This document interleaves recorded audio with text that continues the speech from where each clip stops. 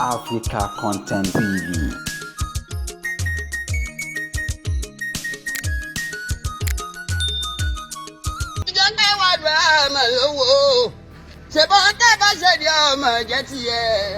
Sebo tó bá ń ṣe mama ni o jẹ́ tiẹ̀ adúpẹ́ atọ́pẹ́dá ọwọ́ àgbà tí gbogbo àti àwọn ní káwọn ló kọ ẹ sàmì o inú mi dùn ara mi yá gágá ajibari bàbá bàrí wọ́ndà ní fújì kì í rè tán tí gbogbo wa sáde lè dìgbà káwa ń gbé o alihamudulilayi ẹ jẹ́ ká kó bọ́ pẹ́.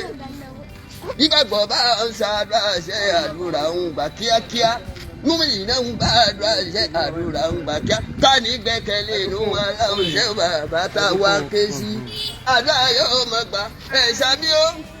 Àdúrà wa ó mọ̀ gbà ẹ̀ṣà mi ó. Àwọn oníṣẹ́ olúwa bó o ṣe pọ̀ lọ́lá tó. Ṣáṣe yòówù mọ̀mọ́ ni ó.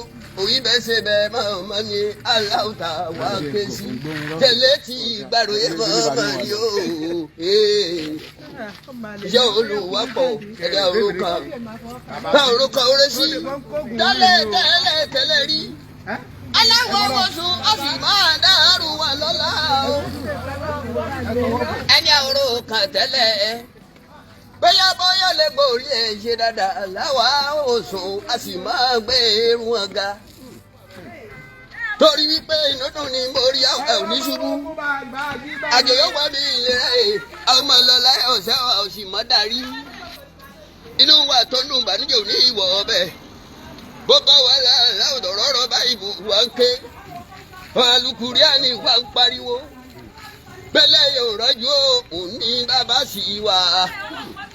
Láyé ní ìrọ̀jò òní bàbá màmá kúkú ń gbé o. Kò fìgbà kan fò tiẹ̀ ilẹ̀. Ẹ̀dá yàwó tó bá ń ṣe rántí yàrá. Babaláwo yóò sì máa ṣe rántí wọn. Ẹ má jẹ́ àgbàgbé ẹlẹ́dàá wa. Ẹ sì má jẹ́ àti ju iṣẹ́ wa kò ní tán bẹ̀. Ọlọ́dẹ ò ní parẹ́. Ọwọ́ tẹ̀ wá náà tó mi bí ẹ oníkàwọ́ ló fẹ́ ẹ sàmì o. Àwa tá à ń wakọ̀, àwa tá à ń lọ tá à ń bọ̀, àwa tá à tó mọ́tò ṣe. Àṣejèrè lọ́la láwù ẹ sàmì. Iṣẹ́ ọwọ́ wa ṣe ọwọ́ wa ṣe ọwọ́ wa. Ṣé ọwọ́ wa ṣe ọwọ́ wa ṣe ọwọ́ wa o. Kò ní di iṣẹ́ máa lẹ́ bá sàmì ń gbọ́. Ṣé ọwọ́ wa ṣé ọwọ́ wa ò ní di iṣẹ́ máa lọ́wọ́. Torí ìta ó jẹ là ń wá àwọn onípàdé tí ó jẹ wá. Fẹ́lẹ́fẹ́ mi tẹ́lẹ̀ ń fẹ́ mi rí. Ayíra wà inú àánú. Báyìí múṣẹ́múṣẹ́. Alihamudulilayi àwọn máa kún fọpẹ́ kò ní tán bẹ̀.